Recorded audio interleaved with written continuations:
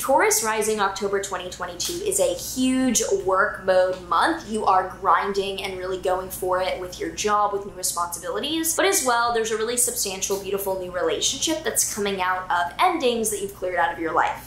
If you're excited to see what's coming up for you this October 2022, make sure that you like, subscribe, and hit that notification bell so that you are always up to date with what the stars have in store for you. Hi, I'm Maren, I'm an astrologer, and in this video, I'm using the tropical zodiac within whole sign houses as I practice mainly Hellenistic Greek astrology.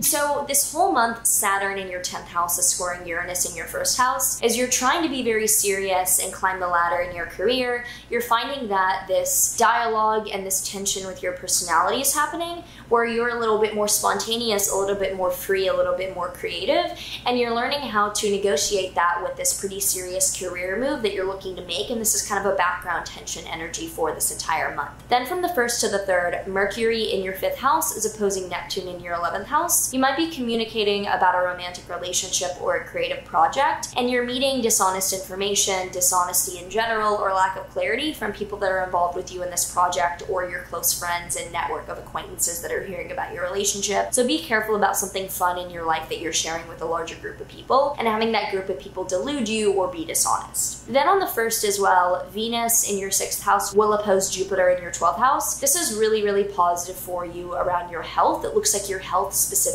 is going really well this month, along with the people that work for you or around you, like coworkers or employees. On the 2nd, Mercury is stationing direct in your 5th house. So Mercury retrograde was showing a reconsideration or some difficulty in communicating in your 5th house of dating, romance, or creativity. So you could have felt like you were rethinking your relationship or rethinking a creative project. And now with Mercury stationing direct, the rest of October is going to get significantly easier in making plans with and understanding what's really happening around a creative project or a significant other that you're dating and not really serious with yet. On the 6th to the 7th, Mercury in your 5th house will trine Pluto in your 9th house. So it looks like speaking with your significant other or with the people involved with you creatively about a long distance travel plan or long out goal to pursue something is going well. Like your efforts right now to work on something or to get closer with this person that you're dating are paying off to allow you to take that trip later on. So you're being really diligent with the way that you're speaking and planning these things. On the 9th, there is a full moon in your Aries 12th house. So full moons are endings, they're times of letting go, they're times of completion and release. And for you, this is in your 12th house of mental health and behind the scenes, hidden, more internal matters. So you might find that you have a realization around meditation, spirituality, or even someone keeping something from you during this time. Because this is opposite Venus in your 6th house, and that's really positive and strong generally for both health and coworkers,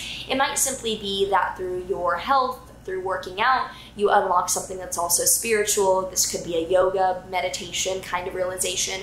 Could also be that as you improve your health, you figure something out that has been a blind spot of a diagnosis. On the 9th to the 15th, Mars in your 2nd house is going to square Neptune in your 11th house. So watch out for trying to get a lot done financially and feeling like you are working very hard on making more money. You're making more than you're spending right now. You're kind of in more conservation struggle bus mode with money, even though this doesn't show that you're like out of money or anything. It just shows that you're in a building capital time rather than a like sitting on your ass being happy with your capital time. You might be facing some delusions or some lack of clarity with the group of people that are involved with you, so do watch out for that. Then on the 11th, Mercury enters your 6th house. Mercury's communication, and the 6th house, like I said, is coworkers, health, and sometimes pets. So there's more communication and more being discussed around that. And now onward, there's a lot of planets in your Libra 6th house that are really highlighting work and grinding, and also the people that work for you, like a project or a team. So on the 11th to the 14th, the Sun and Venus in your 6th house are trining Saturn in your 10th house, showing that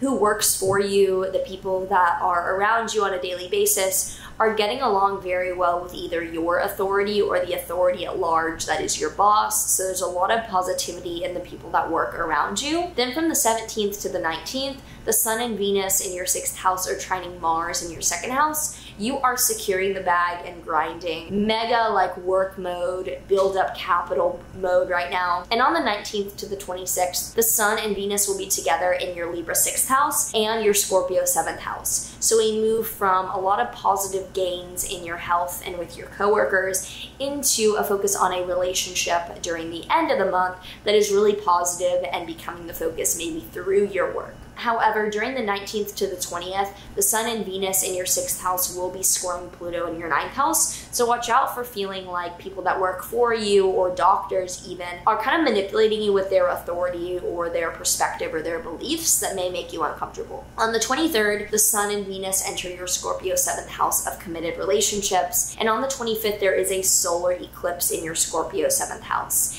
A huge new beginning that is a catalyst event for the next 6 months that deals with beginning to clear out certain relationships to make room for this one beautiful new one.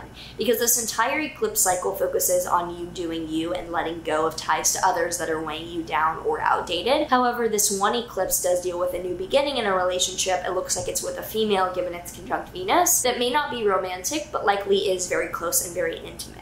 On the 28th, Jupiter retrograde is re-entering your 11th house. So Jupiter was in your 11th house from January until May, showing growth and abundance and a lot more extroverted networking energy. And it's re-entering your 11th house, meaning that you might resume having to network, having to fundraise, for example, or having to be out in public until the end of the year. On the 30th, Mercury then enters your 7th house, bringing even more energy and focus into this close relationship in your life. And on the 30th, Mars stations retrograde in your 2nd house. So Mars has been in your 2nd house, showing a lot of effort and having to put time and diligence into raising money or making more money. And with it retrograde, you're rethinking the way in which you're doing this or what needs to be done in order to preserve and be more mature with your money.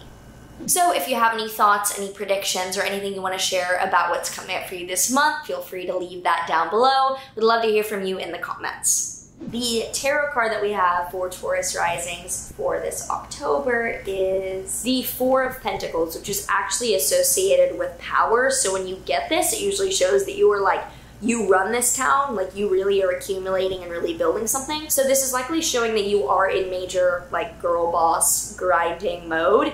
Gatekeep that shit, like keep that on lock, because it looks like the end of the month you have a really sweet relationship coming out of some of this effort. I hope that a lot of this is welcome news or fits in with your plans for this October already. If you haven't already, I would love to have you subscribe. I see a lot of you have not subscribed yet, and I would love to have you join the, I think we agreed on marinara sauce as our name. I don't know, I'm okay with it if you're okay with it. Anyway, take care, and I will see you in the next one.